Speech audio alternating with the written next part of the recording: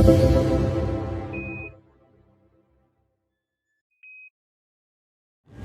liftoff of Artemis 1. Artemis 1 was incredible. It was an iconic mission. I was able to watch the launch of Artemis 1, and I'll never forget, I just turned into a small child, and I just was screaming at the rocket for about 30 seconds. That is our generation, the Artemis generation, that defines the starting point of our exploration future. Next thing is getting ready to fly the crew on Artemis 2. This mission paves the way for sustained missions on the moon and then Mars.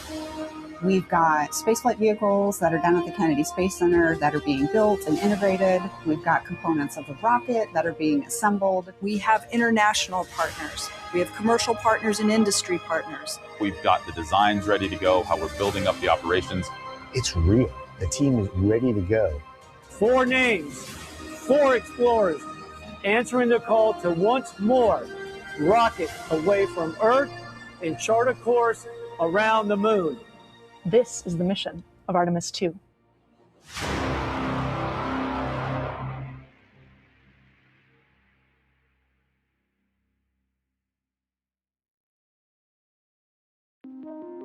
Never before had man traveled so far, so fast, or looked so closely upon another celestial body.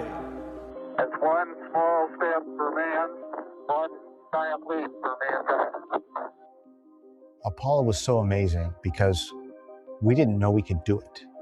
The Apollo generation showed what was possible. For me personally, I think it's an important endeavor to return to the moon. And as we look towards Mars, the moon is going to be an important staging area for us to learn quite a bit. The longest we were ever on the moon as humans was 72 hours. We have a lot to learn yet. And as we leave the moon in Taurus Littrow, we leave as we came, and God willing, as we shall return, with peace and hope for all mankind. The Artemis campaign is really a set of test flights. We haven't been to the moon in over 50 years, so there's a lot of new systems that we need to test out. We're going to a new part of the moon, the South Pole, that we've never been to before with crew. The Artemis 2 mission is going to take the next step in our flight test campaign. We're going to focus on what are the new systems that we need to test out so that we can fly crew to the moon and safely bring them back home. That really sets us up for our big goal, which is the return of human crew to the surface of the moon. It's so important what we learn in that mission to the moon because it instructs us on how we're going to get to Mars. This is a generation-defining effort.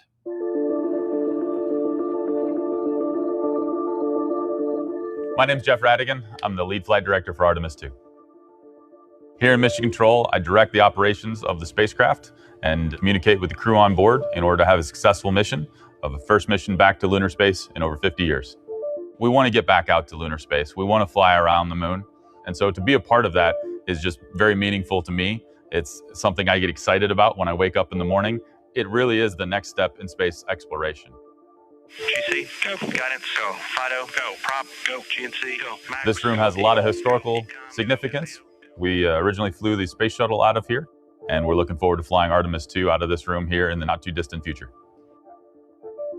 Once the vehicle clears the tower, control of the spacecraft is handed over to Mission Control Houston. At that point, the team in Mission Control, led by the Ascent Flight Director, will take over. It's a very distributed team. Think of it as a big pyramid. At the top of it sits the flight director, but around him are specialists in every system on Orion. They'll have teams in the front room that are working with the flight director. They'll have teams in the back room that are supporting the front room operators to make sure that they're specialists in all of their systems, just in case we have a problem that we haven't seen. And by the way, in my 20 years of human spaceflight experience, I guarantee you we're going to have a problem that we haven't seen. My name is Natasha Peak. I'm a flight dynamics officer for Artemis 2. We are trajectory specialists when it comes to Orion. Really, my job is to know where your spaceship is and where it's going. And if we need to come home for some reason, come home early, or we get off track, Our job is to figure out how to do that. This mission is fundamentally different from a mission you might do in low Earth orbit in a lot of ways. But one of them is that we're looking to rendezvous with the moon. Every minute you wait to launch, the moon is moving. So in order to rendezvous with it efficiently, we have to change the inclination of our orbit to make sure we line up with the moon. In a month, you get about 14 days of a launch period. Our team all hunkers down, and for every day, we look at the open and close of the window and come up with a trajectory end to end, from liftoff all the way through splashdown.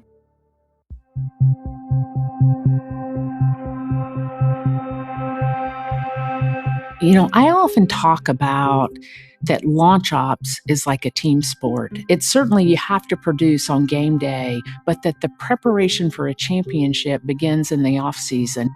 We've made some significant upgrades since Artemis 1, and that includes not just the software that you see out here running on the consoles, but it's also in our model and simulation environment. The big difference between Artemis 1 and Artemis 2 is, of course, the crew. And it's the systems, the new systems that are specifically in place to support a crewed flight. And so we have new launch commit criteria, we have changes to our procedures, changes to our timelines, and we want to make sure that we've gone through those time and time again so that when launch day rolls around, we're ready for anything that the hardware may throw at us. We woke up this morning, went through medical checks, had breakfast as a crew while Charlie and her team were getting the simulated vehicle ready for launch day. We got in our crew transfer vehicles, our CTVs. We came out to the pad. We went up 2 elevators to the 274-foot level, and we met there, our White Room closeout team. So it was a great end-to-end run-through of what we will do when we get on this vehicle and head to the moon. There are no shortcuts. I mean, you have to do it all because on launch day, that is game day. And it is in all of our work together that gets us to a successful T0 and a safe and successful mission.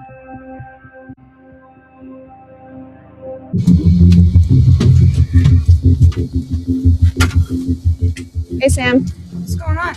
Not much. Long time no see. I'm gonna see. The seriousness of what it takes to take the risk with humans in and of itself creates enough of a pressure for the entire organization, enough of a concern, enough of a sense of rigor. Everything goes up a notch. We have to have an atmosphere to breathe, a temperature to be able to control, to be able to take out the carbon dioxide, the humidity that's in the air, feed the crew, deal with a small environment, proving that we can fly by the moon and come back and have a safe reentry. There's an extra element when you have humans on board, the nuances by which the system operates, the understanding of what it is to live in this crew module that we have. Artemis 2 is also another flight test of the other systems that are required to enable human space exploration. That is life support system, that is displays, that is the controllers, the stick that you need to fly a spacecraft. All those pieces were not part of Artemis 1, but are really key for Artemis 2. And the crew will need that capability to go forward to do human space exploration. When you go to the moon, you're 250,000 miles away, and there's no choice. It takes time to get home. Everything we check, everything we try and make sure we understand, we double, we triple, we quadruple check because we want to make sure we get it right. The mission will prove the Orion spacecraft is ready to keep astronauts alive in deep space and allow the crew and ground teams to practice operations essential to the success of future missions. This top portion is the crew module. It's the pressurized area where the crew sits. The bottom portion here with the solar arrays and the engines, primary engines, is what's called the service module. The European Service Module, or ESM, will provide electricity, water and air to NASA's Orion crew capsule, as well as maintaining temperature for life support. It's been a fabulous partnership with our ESA partners. The agency made a decision a long time ago that we want to do lunar exploration as a global partnership.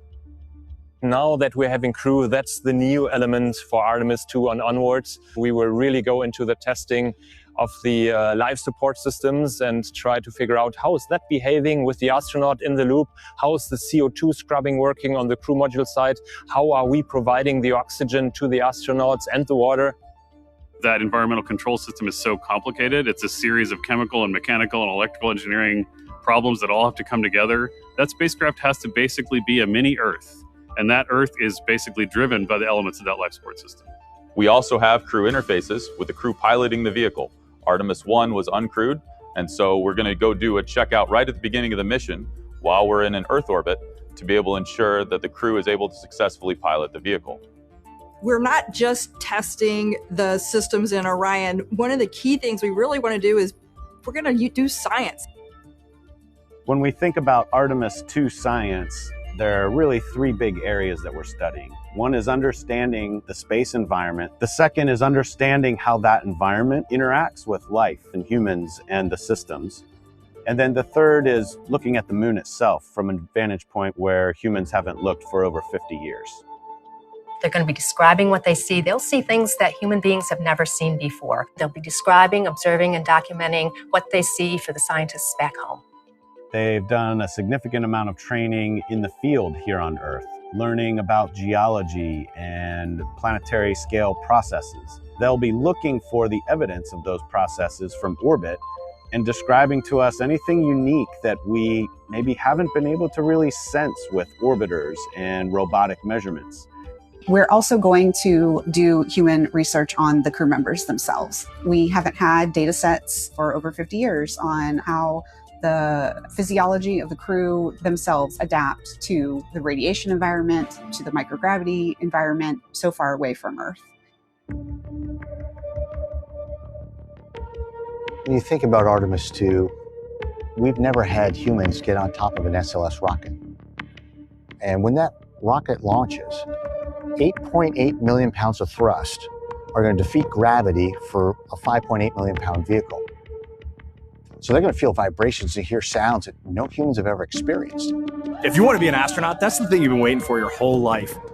Riding the elevator up the rocket, climbing in that capsule, very surreal. I often say that the only reason anybody actually gets on a rocket is because it'd be too embarrassing to turn around and run away from the rocket.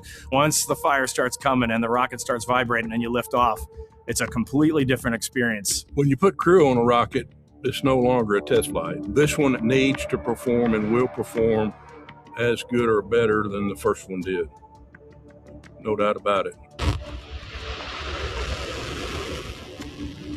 Artemis II begins with launch from Kennedy Space Center. Getting them through that 8.5 minutes to get them to escape Earth will be the first big milestone. First, you'll do about 2 minutes of flight with the boosters. The boosters will separate, leaving you on just the core stage all the way through about 8 minutes into the mission. At that point, the upper stage will separate from the core stage and perform a perigee raise maneuver to keep you in a stable orbit. The crew's going to be in a high Earth orbit, checkout orbit. So this is a highly elliptical orbit that just takes them up away from the Earth and then back down close to it.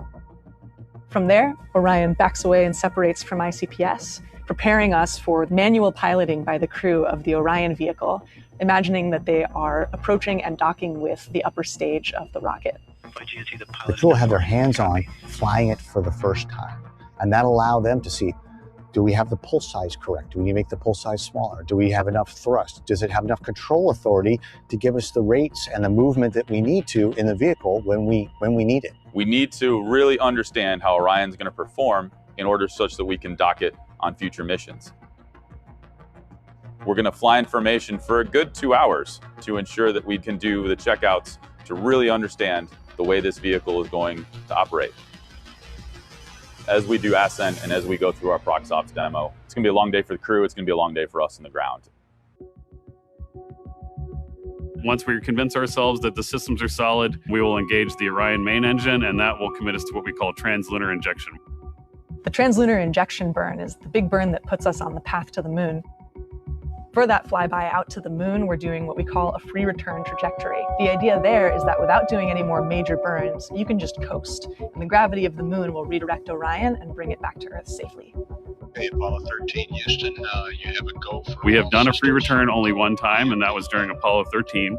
We have designed deliberately to do a free return on this particular mission because, again, our risk tolerance, our willingness to take risks with the vehicle, with the crew on board is much, much lower for a crewed test flight.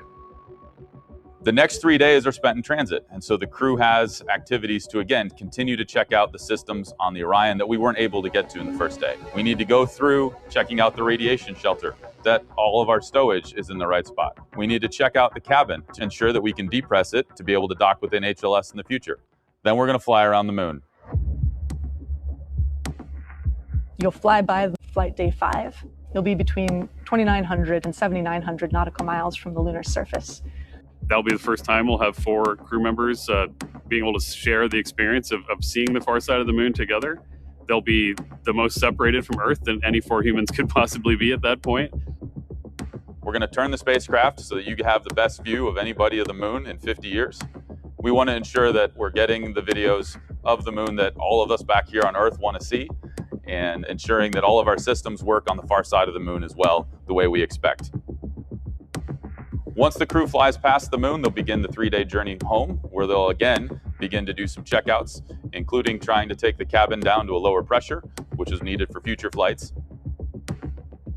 Finally, as they get closer to Earth, they're going to prepare for re-entry. We have to configure the cockpit, do our final targeting, final burns, get the crew in their suits, get them in their seats, and then they'll get into the re-entry sequence.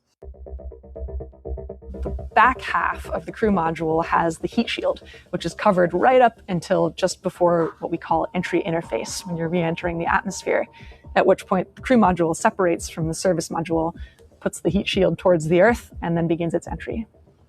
The way Orion enters the Earth's atmosphere, it's a capsule shape, and when that capsule engages with the atmosphere, it hits at a tremendous speed. The speeds that we're enduring produce temperatures as hot as 5,000 degrees Fahrenheit, which is close to the surface of the sun. The way we protect and absorb that energy is we build a heat shield. That heat shield serves as a function to transfer it and absorb that energy so that, ultimately we can come down gently under chutes. That 19-ish minutes is the most critical of the flight. That heat shield has to work, the guidance has to put them in the right spot, and if we're anywhere as close as we were on Artemis 1, we're going to drop that capsule within a couple miles of the landing ship. Splashdown. We're going to land off the coast of San Diego in the Pacific Ocean, and we're going to test out in real space in real time the recovery of crew from the capsule. So all of these are new things that we haven't had to do before in a long time. They'll be recovered by our recovery forces, and we'll see their smiling faces. That's the mission of Artemis 2.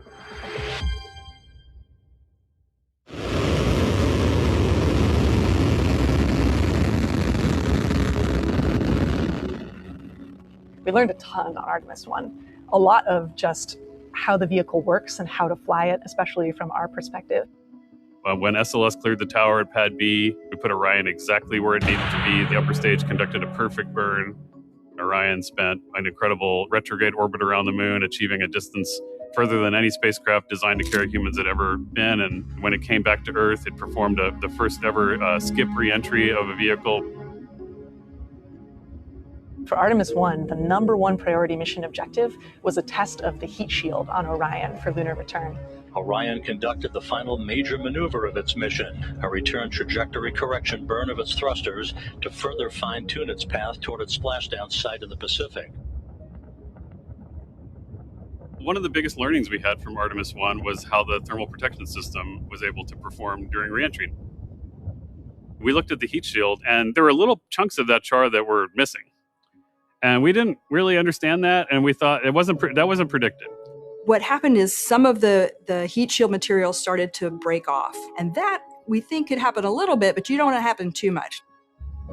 Our decision has been made first around safety on the heat shield, as we understand and mitigate the risks that come with spaceflight. Sometimes in space, delays are agonizing, and slowing down is agonizing, and it's not what we like to do. But from the crew perspective, the thing that we most asked our leadership for after Artemis 1 was root cause of the ablation of the heat shield. We had an independent review team with a lot of outside experts and internal experts to look at this. So we really appreciate the willingness to take the risk to actually slow down and understand root cause, determine the path forward, corrective action for Artemis 2 and Artemis 3, so that when Victor, Christina, Jeremy, and I launch and land after a successful Artemis 2, we will look to Artemis 3 to carry the torch forward and to put humans back on the moon. And that is really our ultimate objective. Had the crew been on Artemis 1 in the Orion heat shield, they would have been safe. This was certainly an area that we knew we wanted to test out. One reason why, of course, there were no crew on Artemis 1, so we could test out that heat shield. But we wanted to make sure we understood that problem. And we did an enormous number of tests to confirm that under specific conditions, yes, we can fly it safely. But in the future, we want to take this learning and not only apply it to safely flying Artemis 2, but to changing how we design and build the heat shield for the Artemis 3 and beyond. We are ready for it. This is how we work. This is how we learn. It will be a 10-day journey going 500,000 miles, continuing to test out every bit of Orion, going around the far side of the moon, heading home through the Earth's atmosphere at over 25,000 miles per hour and splashing down in the Pacific. Crew's going to have a horizon, they have a moon, so I feel pretty good about pressing into this opportunity. I think NASA is at its best when it has big ideas and bold exploration. That's when the finest comes out of NASA. That's when the finest comes out of America. Their story is made up of the success of this institution that makes this country so proud. For Orion, success means first, we bring the crew home. Second, we demonstrate what we know already is a robust spacecraft that's ready for these Artemis missions. We want to continue to explore. We want to continue to learn. We want to go beyond. We want to go even further. And through the success of this particular mission of Artemis 2 will help spur us on for the additional exploration and discoveries that are out there for us to find. Our destiny is always to go and see what's further and what's next. It's our generation's opportunity to have our own literal moonshot. When we focus on one thing and we focus on it together, we can achieve anything. It's the lesson that we can do more together than we can as individuals. It's a new beginning. It's a rebirth of human exploration. The question is no longer if we're going to return to the moon or reach Mars. It's a matter of when. It starts with one flight, one crew, Artemis 2. We all have batons, relay race batons, and they are there as a symbol of coming back from Artemis 2 and handing those batons to Artemis 3 and saying it's your turn to go. That is what we live for. We are ready.